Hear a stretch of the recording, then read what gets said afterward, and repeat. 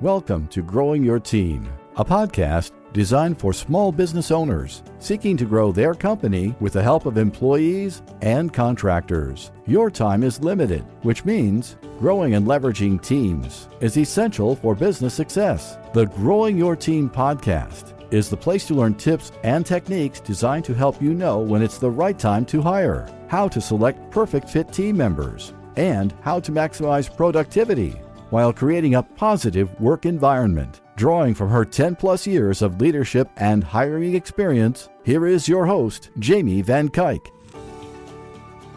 Hello, Jamie Van Kuyk here, and welcome back to the Growing Your Team podcast. Today, we're talking about trial periods for employees. So this is when you hire a team member with the condition that they have to pass the first 90 days. They have to do well in the first 90 days in order to continue with their employment. So in today's episode, we're going to talk a little bit more about these periods and why I think you should never use them. So before we get into my opinion of why we never use them, let's talk about why people do tend to use these trial periods and why some small business owners and even large businesses depend on these trial periods. The number one reason companies use these trial periods is to ensure that the person that they are hiring is the right fit for the job. So you might be sitting there and thinking like, well, then they're a good thing, right? We want to ensure that the person we're hiring, the person that we're going to continue having on our team, is right for the job. And having this trial period gives us an easy out. That if they don't work out, we can just say, you didn't pass the trial period, your employment is over. But let's actually look at the reality here. First off, if a team member is not doing their job the way they should be doing their job, you don't need a formal trial period in order to let that person go, to excuse them from being a part of your company still. And I know some people will say, but then I might have to pay their unemployment. In some states, in some places, you have to pay unemployment whether that person was in a trial period or not. So having what is called a trial period doesn't necessarily save you from anything. And it doesn't really give you any easier of an out than if you didn't have this person labeled under a trial period. Even when it comes to proven that the team member deserved to be let go, the same things apply whether that person is in the first week of their job or the 5th year of their job when it comes to a lot of employee laws and things you have to be careful of. So a trial period really gives you nothing that you would have otherwise with that team member. You don't get anything special. You don't get any extra protections because you have that trial period. And if you sit there and say, but that way the person knows that their performance is under scrutiny. They know they have to learn how to do their job. Let's just talk about that for a second. Any person who's getting hired knows that they have to perform their job or they're going to be let go. If they don't know that, if they don't understand that, chances are they're not going to work out in the long term anyway. So putting them under this trial period is not going to motivate anybody to do their job better, to learn their job faster than they would with any other thing that you could set up in your onboarding process. Because there always should be a training period, even if there isn't an official trial period. You still need to teach a team member what it means to do their job the way you want the job done, because that could be different than the way the job was performed at another company that they previously worked at. So trial periods, like I mentioned, they don't really give you anything extra. They don't really give you this bonus once the person's on your team. So when we look at that and we look back at why companies use them, it really doesn't seem to make sense in the long run. If it's not giving you anything extra, you're not having anything to protect you or really an easy out that you wouldn't have any other way, or you wouldn't have otherwise when you hire this team member. So now let's switch and talk about why I think they are the biggest waste of time, and you should not be using them. So let's quickly once again say why a lot of companies use them. To ensure that the person they're hiring is going to be a long-term fit.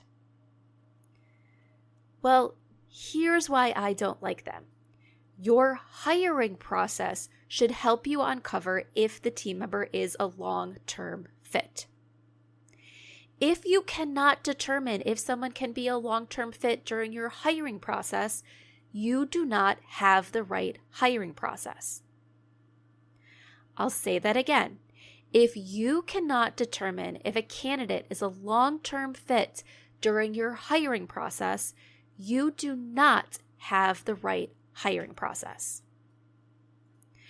You should be able to uncover if somebody can do the job the way that you need them to perform the job by asking the right questions during the interview process, by properly selecting the right candidates to get an interview from the application process.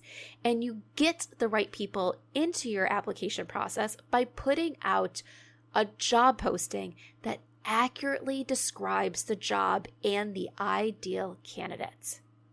When you put all this together and you have the right process, you don't have to go through a trial period because you're confident that you're selecting the right person for your position. So trial periods typically say you don't have the right hiring process. You can't be sure you're hiring the right person. So a lot of times, if you're feeling like you need to depend on a trial process, you actually need to spend more time developing your hiring process and figuring out what's missing so you can uncover what is needed. So I just want to take a minute now and talk about numbers, because sometimes I think for some people, numbers is an easier way to look at things. Let's say you're hiring a full-time employee. And you're bringing them on for a 90-day trial period. And at the end of those 90 days, you're going to say, I'm sorry, this isn't working out. You need to go. We're going to move on and find someone new for this position. If you paid that full-time employee $10 an hour, that is over $5,000 you paid out to someone who is not a fit for your company for them to be an employee of yours for 90 days. And think about it. What is the pay scale for your position that you're bringing in? I know for a lot of my clients, they're paying more than $10 an hour. So to have someone on the team for 90 days is costing thousands of dollars. But that's not the only cost. What people often fail to factor in when they're calculating the cost of a hire is they think of how much money they're paying that hire. But there's other costs in here too. There's the cost of your time. When you are going through the hiring process, every hour you spend in the hiring process is an hour that you're not spending on revenue generating activities for your business. Every hour you spend training your new team member is an hour spent not on revenue generating activities. That all starts to add up. And then when you have a team member that you're not quite sure about yet, so you're putting them through this trial period and then letting them go, you then have to repeat that time in the hiring process. You then have to repeat that time in the training process. And even if your company grows to the point where you don't have to be doing the training, another team member is spending time training instead of spending time doing their job. And then let's face it, if someone fails in the first 90 days and you're letting them go, chances are they've made a negative impact on your product or services, and that's impacting the customer. They could have made defective products, which then either had to be scrapped, had to be fixed, and could have led to customers being upset if it made it into their hands. They could have made some of your customers for a service-based business upset, and they're not planning on coming back, or you had to offer discounts in order to keep them happy and keep them as a customer. All that adds up. So when you look at how much it costs you to depend on trial periods, it's pretty significant. So instead of depending on a trial period, you need to think about how you can improve your hiring processes so that way you ensure you're getting the right person in every time. That there's no question on whether that person is the good fit for you on day one. So are your hiring processes set up for success so you can confidently say that you are selecting the right team member for your position? If not, let's talk. Schedule your hiring jumpstart call and let's talk about how to ensure you have a hiring process set up for success so you do not have to depend on costly trial periods, and so you do not have to depend or fall victim of going through this hiring cycle again and again and again because you get the wrong people on your team. Let's make sure you're set up for hiring success so you can hire the right person now and every time you have the opportunity to bring a new team member into your business. So reach out and let's get started. Go to growingyourteam.com/jumpstart, with jumpstart being one word. So once again, that's growingyourteam.com/jumpstart, and let's get started.